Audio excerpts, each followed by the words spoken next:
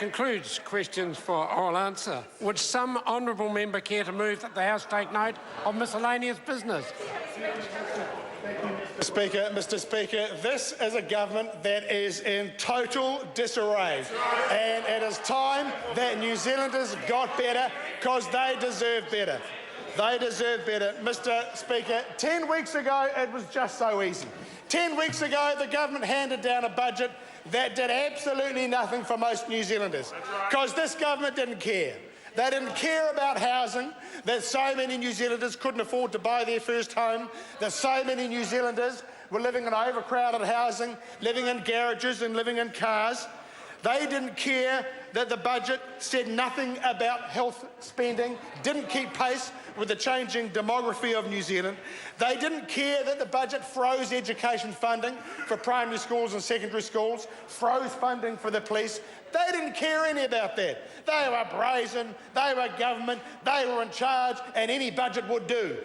Well, it's been a long 10 weeks, Mr. Speaker. It's been a long 10 weeks. They thought they could get away with handing down that budget and caressing the nation with the soothing balm of unrealistic projections and a hopeless selling job afterwards. And it hasn't worked. New Zealanders haven't bought it, because far too many New Zealanders today are missing out and are being left behind.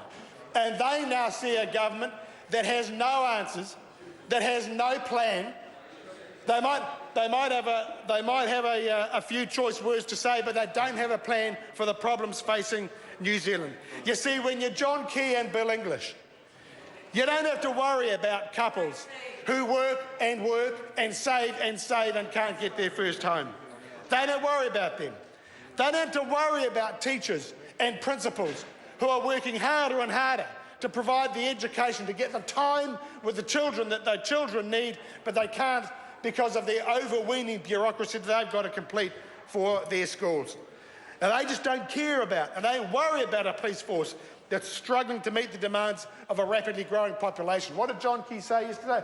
Oh, they've issued them with iPads. They've issued them with iPads. That's going to help when you're faced with somebody screaming and ranting high on P. Well, you hold up your iPad and hope that it's on Pokemon Go and you get the nearest Zubat. Is that what it's going to be? Is that what the answer is to out-of-control crime because of this government's failure to resource the police properly? Well, I tell you what, the rest of New Zealand cares, and of course they've now discovered, because David Farrell's told them, that the rest of New Zealand cares, and they expect something better. So what have they been doing since the budget? They've been panicking. They've been in an absolutely mad panic. In fairness, I have to give credit to Paula Bennett, because at least on the eve of the budget, she at least realised something was wrong. That the biggest crisis facing New Zealand, a housing crisis and a homelessness crisis, and she realised there was nothing in the budget. So she quickly, without telling Bill English, without telling anybody, announced this plan to give $5,000 for people to leave Auckland. And of course, 10 weeks on, 12 people have signed up for it. That's a start, I suppose. It'll help.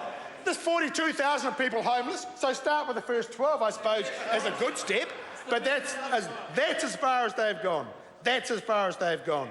And then we see a week after the budget, because suddenly they realised we better do something about housing. We better do something for local government. And so without consulting Nick Smith and without consulting local councils, they put together a plan, this $1 billion infrastructure plan. Big and mighty, powerful, $1 billion. They spent 3 weeks putting it together. Didn't tell Nick Smith until the day before they went to Cabinet.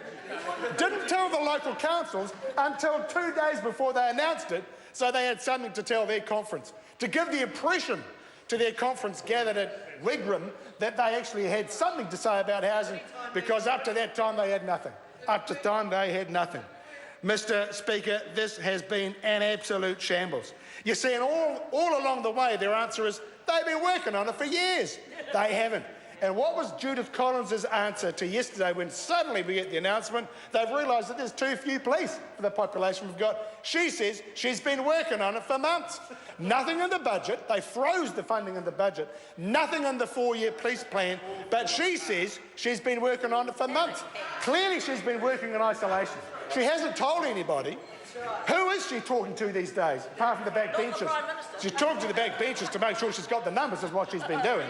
That's what she's been working on, nothing to do with her ministerial responsibilities. Mr. Speaker, New Zealanders are seeing a government that is tired, that's out of ideas. They are giving short shrift to a shonky, shady, shilly-shallying government, and it's coming to an end now because we have a plan for housing, we have a plan for education, we have a plan for health, and New Zealanders will see a better choice next year.